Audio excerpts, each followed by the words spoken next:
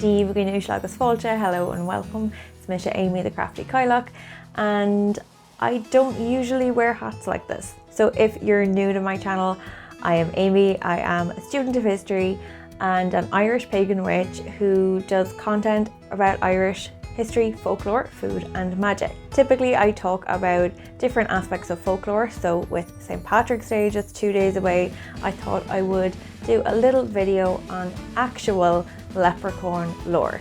So around this time of year we see a lot of stereotypically Irish stuff, and one of those images that is constantly shown around St. Patrick's Day is a leprechaun, or at least what some people consider a leprechaun. Some of the misinformation about leprechauns can be attributed to a few different things. One of the main ideas that people have about leprechauns, or how they dress or how they look or how they act, comes from Disney's movie Darby O'Gill and the Little People. Now, I'm not going to do a video on Darby O'Gill. I might save that for another time, so if you want me to do a video on Darby O'Gill specifically, a reacts video or something like that, let me know in the comments below. But today I'm just going to talk about the lore surrounding leprechauns, what they wore, what they acted like, and I'm going to share some stories as well. So firstly, I'm going to get rid of this. I am going to start with talking about what leprechauns looked like and what they wore. So while there is reference to leprechauns wearing green, either a green jacket or a green hat in our lore, typically, and you may have heard me say this previously in other videos, but in Irish folklore there is a lot of variation. Because our tradition would have predominantly been recorded orally and passed down through stories and songs and poems, we don't have a homogeneous, this is a definitive exactly what this is for really anything. Thank you, colonization. But we do have a really good folklore collection of written material that was taken down from the 1700s right up to present day pretty much. So where the regional or local variations come in is obviously within specific communities, maybe within a county or a small town or village, a story will be repeated and repeated, with all of these regions being separate, although some of them would have crossovers and stories would travel beyond regions as well. Specific regional variations exist within most of Irish culture. This goes for accents, it goes for stories, it goes for food, it goes for language and slang terms.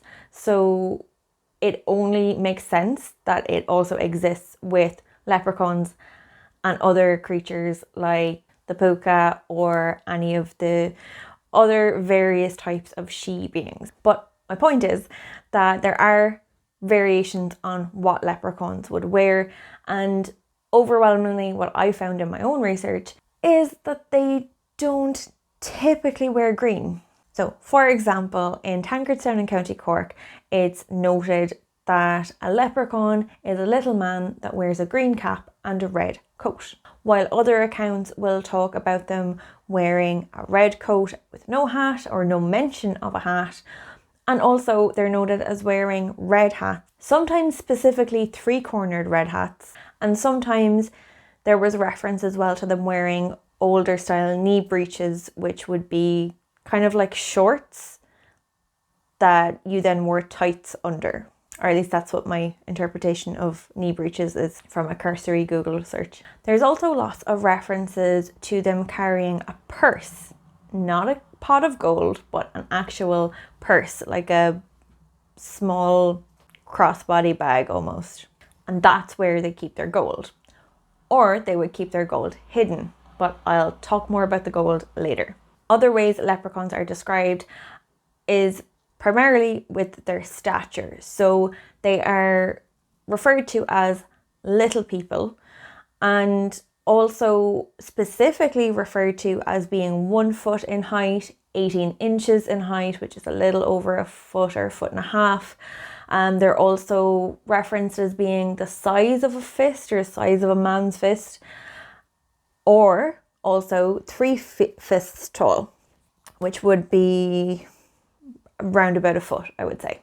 There are some accounts on Dúchas as well that I found that referred to a leprechaun, but the actual description that was given in both the mannerisms of the leprechaun or how they were dressed, particularly in black clothes and found at nighttime, would actually suggest that it was a puka to me, not a leprechaun specifically. They're also noted in various different places that I found to carry a whip. Now, it doesn't specify the type of whip, but it kind of, the feeling I got from the readings that I did and the accounts on Dúchas that I looked at was that it was a type of riding crop as opposed to like an Indiana Jones style whip. There are also some accounts of them being found working under mushrooms, so sitting under mushrooms if it's raining, or sitting on top of a mushroom if it's not raining.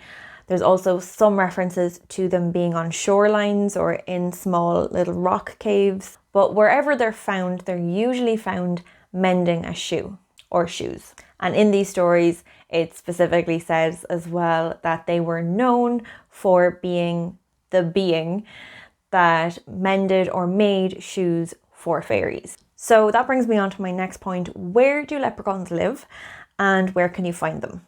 So as I mentioned already, the leprechaun stories usually reference finding them in a woodland, on or under a mushroom, or on a shoreline. But where a leprechaun lives is said to be in the liss or fort. There's various different words for fairy fort, so it could be referred to as a liss, it could be referred to as a rath, and generally that would be where all fairy beings would be said to come from or to reside. It just again depends locally what type of fairy creature is associated with that particular liss or rath. It is said that if you cut down or felled a liss or rath, that the fairies would get revenge on you. But also if you caught a fairy or a leprechaun, they would give you gold. Now, this isn't always specifically the case. Sometimes you had to ask them for the gold, demand the gold, not let them out of your sight, because if you looked away for even a split second, they would just disappear. Literally, there is references to just taking your eyes off them for a second and they've just gone and vanished. There's lots of references to leprechauns specifically being way too clever to be caught or to remain caught, and often tricking humans out of looking away or just not necessarily making promises and not living up to them, but making a deal and finding some way to kind of get out of it. Really, from my reading, I really got that leprechauns love loopholes. So if you caught a leprechaun, you would have to keep a hold of it.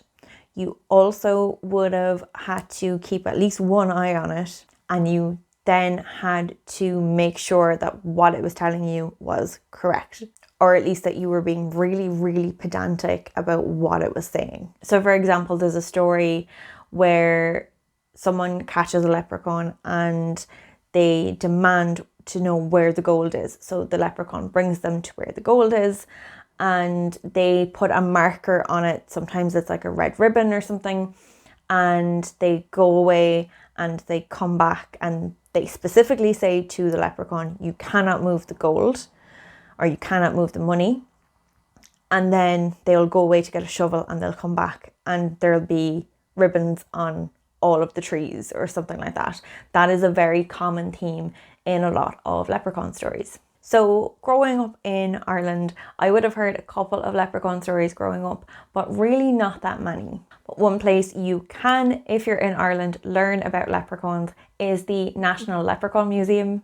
Now, this is not a sponsored video at all. I just really love the Leprechaun Museum. I love the work they do and the team is fantastic. I've been up there twice before. So myself and Dylan went up to Dublin for a comedy gig sometime last year after the wedding. While we were up there, we decided, or I insisted, that we go to the Leprechaun Museum because I hadn't been, even though I had lived in Dublin before. So we went and had an absolutely fantastic time. And a huge shout out to Hog and Dice Stiofán, who was our tour guide on the day, and they brought us through the entire tour, going through the folklore and really having an experience of being 3 foot tall, and really just brought the stories about leprechauns and fairies in general alive. I also was up there for a preview of their Samhain event last year, where I met Mark actually in person. Mark, who is the bearded badger storyteller who I interviewed last year on this channel. And that night I got to meet even more of the Leprechaun Museum team, and honestly they are all just so lovely. And if you are in Dublin ever and you have a couple of hours to spare, I would highly recommend going to the Leprechaun Museum so you can learn more about leprechaun lore than I could possibly cover in this video. But one thing that really struck me as we were going through the Leprechaun Museum, and also in my own research on leprechauns, is just how pervasive the influence of US media really is, even in Ireland. So the kind of caricature of a leprechaun that you see with the Lucky Charms cereal box, or even just in general kind of commercialized stuff, particularly at this time of year, is that you really have this all in green, top hat wearing, ginger beard, ginger hair, little twee leprechaun, when that's really not what's in our own tradition and our own stories. So for me, it's really important to look at these stories and look at the actual folklore, rather than relying on a very highly commercialized, highly greenified type of caricature of Irishness, rather than the actual authentic Irish tradition that we are kind of seeing being erased when you have these caricature commercialized characters. That was unintended alliteration. So without further ado, I'm going to share 3 stories about leprechauns that I found on dukas.ie. So long ago in Farahee, in County Cork, there was a man called Jack Carroll. And Jack had to get up very early every morning to go to work. He walked to work, so it took him a long time. So he got back quite late. And on his way to and from work, he passed a list that was known in the locality to be quite airy. One night when Jack was passing the list, he saw a tiny man sitting down, mending a shoe, wearing a green cap and a red coat. Jack had often heard that the fairies were very, very rich, so he went over and asked him for a purse of gold. The leprechaun looked up and said, "The lady behind you there will give it to you." Jack, taking the leprechaun at its word, looked behind him to see if there was a lady there, and then looked back when there wasn't, and the leprechaun was gone. And there we have one of the main rules of dealing with leprechauns coming into play, which is never take your eyes off them. This next one is a story that takes place in Leighlin, County Carlow. So there was a man that lived quite near Leighlin on the Kilkenny road, and for years and years he searched for a leprechaun, because everybody knows that if you catch a leprechaun you get money. So one day at last he actually caught the leprechaun and wouldn't let him go.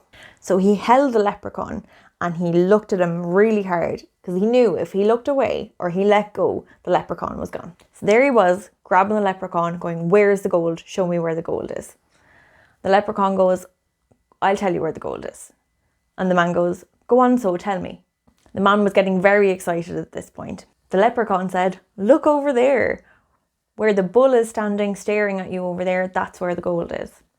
The man, very excited at this point to get his gold, turned around. There was no bull. And when he turned back around, there was no leprechaun. Similar to the last story, again, if you take your eyes off the leprechaun, they'll vanish. But also you see just how tricky they are. The third and final story I will tell you is from County Waterford, and it's called The Leprechaun's Revenge. There's very much Children of Lear vibes to this one, except much happier ending than the Children of Lear. One really beautiful summer morning, a man, farmer, was out walking in the fields. Taking his time, he had been up nice and early and he was just leisurely strolling after his cows. As he drew nearer the cows where they were grazing, he spotted a little man wearing a red coat, and he snuck up behind him and grabbed him. When he had a hold of him, he asked him where his crock of gold was. Now, the leprechaun tried very hard in very many ways to try and escape, but he couldn't succeed in escaping. Finally giving up, he gave the man what he was looking for, gave him the gold, and the man went home happy. But this man, this farmer, had 2 children that were very fond of going into the field where the cows were. And the farmer was quite wary about this. So he gave his children a strict warning to not go into the cow field. The next time they were out playing, even though they had gotten the warning, they did see a lovely collie dog and decided to follow it. So the dog started playing with the children, kind of getting excited. The children would run after it, the dog would run and then stop, like dogs do. But closer and closer the dog got to the field, when finally the dog went into the field and the children went in after it. After they'd gotten into the field, they realised what they had done and realised that their father had told them to not do this. However, by this stage it was too late, and a fairy appeared waving a wand over them. The little girl turned into a bird and the little boy turned into a wild beast for 10 years. Their parents searched and searched and searched and couldn't find them. Given the father's wariness and the understanding of what the fair folk were like, the parents kind of understood what had happened. However, at the end of the 10 years, when their children turned back into children, they were absolutely overjoyed to see them again. I have to say, that story, while it has a lovely happy ending, isn't typical of a lot of these stories. Generally, a lot of the folk stories don't have happy endings. Maybe it's the colonial trauma, but Irish stories often have a lot of very dark elements, dark endings, and we do love a bit of dark humour. So I hope you enjoyed those 3 stories about leprechauns. Let me know what you thought in the comments, or if there's any other type of fairy or other folk being that you would like me to cover in a video. If you like this video, you can give it a thumbs up to let me know, and if you have any other suggestions for future videos, do let me know in the comments or on the community tab on my channel. As always, Gurb Mila Magas, thank you very much for coming. Agus Slán go fóill. I will see you soon.